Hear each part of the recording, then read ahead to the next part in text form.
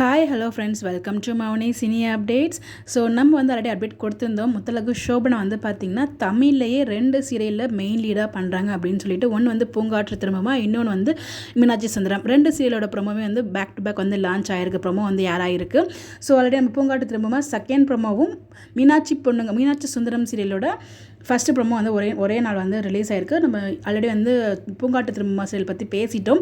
So இதில் வந்து பார்த்திங்கன்னா இப்போ மீனாட்சி சுந்தரம் சீரியல் பற்றி டிஸ்கஸ் பண்ணலாம். அதுக்கு முன்னாடி பூங்காற்று திரும்ப சீரியலில் இவங்களுக்கு பேராக பண்ணியிருப்பாங்க இல்லையா, இஷான் ஷியாம். அவங்க வந்து பார்த்திங்கன்னா அந்த ப்ரொமோவை பார்த்துட்டு பொண்டாட்டி என்னடா அதெல்லாம் அப்படிங்கிற மாதிரி கேட்டிருக்காங்க. அதுக்கு நம்ம ஷோபனா வந்து ஆல்வேஸ் யுவர் பொண்டாட்டிடா புருஷ் அப்படின்னு சொல்லி ரிப்ளைமே பண்ணியிருக்காங்க. பூங்காற்று திரும்பமால அவர் புருஷன், இங்கே எஸ்வி சேகர் சார் வந்து ஹஸ்பண்டாக வந்து நடிக்க போகிறாங்கன்னு நினைக்கிறேன். ஸோ அப்படி தான் மேரேஜ் ட்ராக் கொண்டு வந்திருந்தாங்க. எனக்கு ரொம்ப பார்த்து செம்மையாக ஷாக்காக இருந்துச்சு. எனது இவங்களுக்கு பேர் தான் நம்ம ஷோபனாவா அப்படின்னு சொல்லிட்டு. ஸோ என்னன்னு தெரியல, ட்ராக் எப்படி கொண்டு போகிறாங்க அப்படின்னு சொல்லி ரொம்பவே டிஃப்ரெண்ட்டாக இருந்துச்சு ப்ரோமோ பார்க்கும்போது.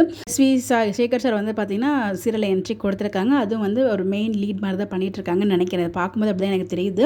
ஸோ இந்த சீரியலில் அவங்களுக்கு வந்து 2 பையன் ஒரு பொண்ணு, ஒருத்தவங்களுக்கு மேரேஜ் ஆகி பசங்களாம் இருப்பாங்க போல். அந்த பையனோட பர்த்டேவை வந்து கொண்டாடிட்டு கோயிலுக்கு போகலாம் அப்படின்னு சொல்லிட்டு அவங்க கோயிலுக்கு கிளம்புறாங்க. ஸோ அந்த ஒரு மருமகளாக வந்து பார்த்திங்கன்னா நம்ம ரேஷ்மா மேம் இருக்காங்களே, அவங்க தான் வந்து ஆக்ட் பண்ணுறாங்க.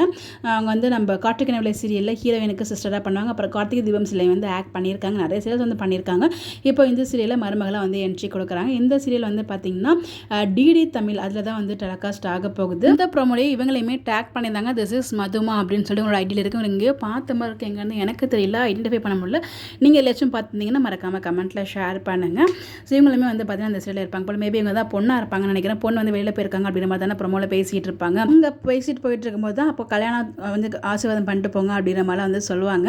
ஸோ அங்கே வரும்போது தான் செம ஷாக்காக அவங்க அப்பா. ஸோ ஹீரோயினாக வந்து பார்த்தீங்கன்னா நம்ம ஷோபனா, அதாவது மீனாட்சி சுந்தரம் இதுதான் நினைக்கிறேன் அந்த டைட்டில் ரோலு. ஸோ மீனாட்சி வந்து நம்ம ஷோபனா, சுந்தரம் வந்து பார்த்தீங்கன்னா எஸ்வி சேகர் சாராக இருக்கும்னு நினைக்கிறேன்.